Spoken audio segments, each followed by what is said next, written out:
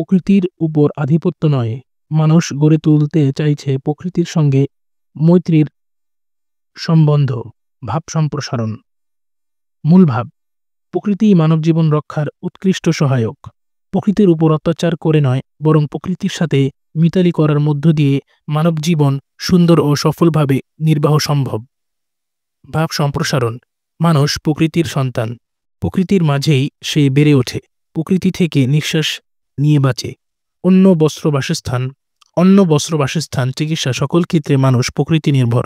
সভ্যতা ও জ্ঞান বিজ্ঞানের নামে মানুষ ভোগবিলাসী জীবন গড়ে তুলতে প্রকৃতির উপর আধিপত্যের নামে যার পরনাই অবিচার করে। মানুষ বৃক্ষ নিধন করে, প্রকৃতিকে বৃক্ষশূন্য করে তোলে। শতাব্দীর পর শতাব্দী ধরে বিজ্ঞানের বিজয় গৌরবে মহান্ত মানুষ পৃথিবীর পরিবেশকে বিষাক্ত করেছে। মানুষ তার সুখময় বিলাসী জীবন গড়ে তুলতে প্রাকৃতিক সম্পদ পানি, মাটি, বায়ুর উপর ফেলেছে প্রচণ্ড চাপ।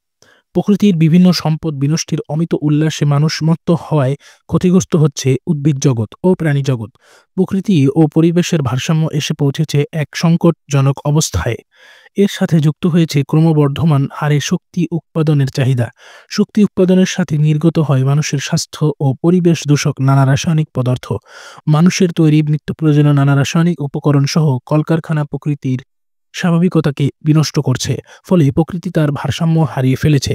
প্রকৃতি হয়ে উঠেছে বিদ্রোহী।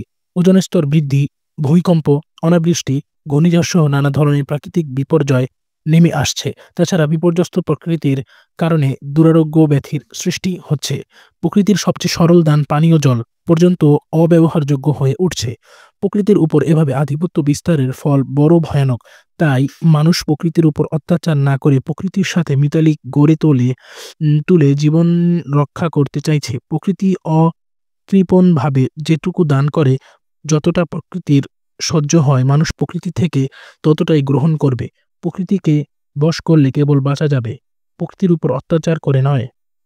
মন্তব্য: বন্ধুত্ব দিয়ে যা আদায় করা যায়, অত্যাচার দিয়ে তা যায় না। সকলকে ধন্যবাদ।